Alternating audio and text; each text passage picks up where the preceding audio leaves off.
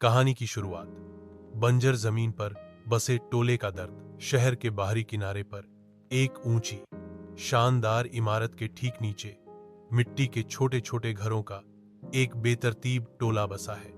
इस टोले को लोग बंजर बस्ती कहते हैं क्योंकि यहाँ कोई हरियाली नहीं है, न साफ पानी, न बिजली।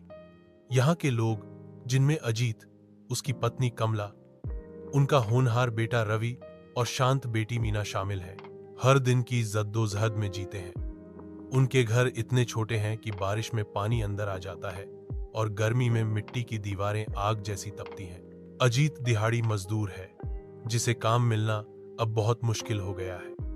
कमला घर घर जाकर बर्तन मांजती है, लेकिन अक्सर उसे पैसे नहीं मिलते, बस खाना मिलता है। रवि, जो पढ़ाई में तेज है, एक सरकारी स्कूल में जाता है, लेकिन अक्सर आधी अधूरी किताबें और टूटी बेंच पर ही गुजारा करता है। मीना बहुत कम बोलती है और हमेशा अपनी मां के साथ छोटे मोटे काम करती है। उनकी सबसे बड़ी समस्या है पानी। बस्ती में एक ही सरकारी नल है, जो दिन में सिर्फ 1 घंटे आता है। उस 1 घंटे के लिए लंबी कतारें लगती हैं और अक्सर लड़ाइयां होती हैं। कई बार तो पानी आता ही नहीं। उनके पास मोबाइल फोन भी नहीं है और शहर की मुख्य धारा से उनका कोई संपर्क नहीं है। वे जानते हैं कि ऊपर ऊंची इमारत में रहने वाले लोग कितनी सुविधा से जीते हैं, लेकिन उन्हें लगता है कि उनकी दुनिया बिल्कुल अलग है, जिसकी परछाई भी उन तक नहीं पहुंचती। उनकी जिंदगी में उम्मीद की कोई किरण नहीं दिखती, बस हर दिन पेट भरने और किसी तरह गुजारा करने का संघर्ष है।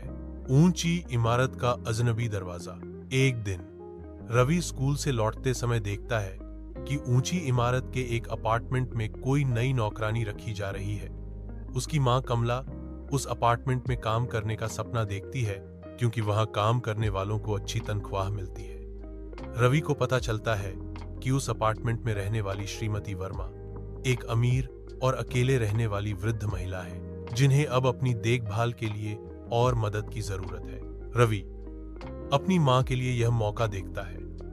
वह अपनी पढ़ाई का बहाना बनाकर श्रीमती वर्मा के अपार्टमेंट तक जाता है और उन्हें बताता है कि उसकी मां कमला बहुत मेहनती और भरोसेमंद है। श्रीमती वर्मा, जो थोड़ी दयालु स्वभाव की हैं, कमला को एक ट्रायल के लिए रख लेती हैं।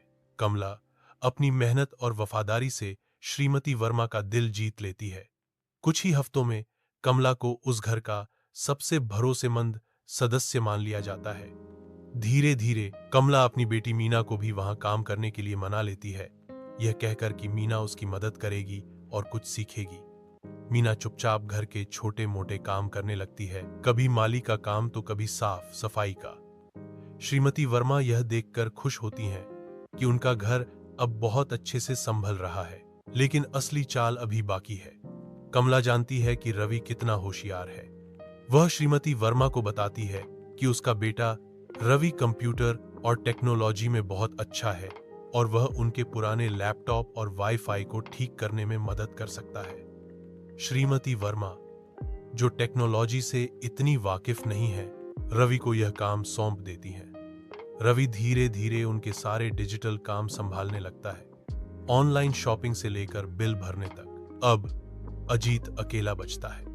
एक दिन जब श्रीमती वर्मा का ड्राइवर छुट्टी पर जाता है, कमला सुझाव देती है कि अजीत, जो एक पुराना टैक्सी ड्राइवर रह चुका है, ड्राइविंग जान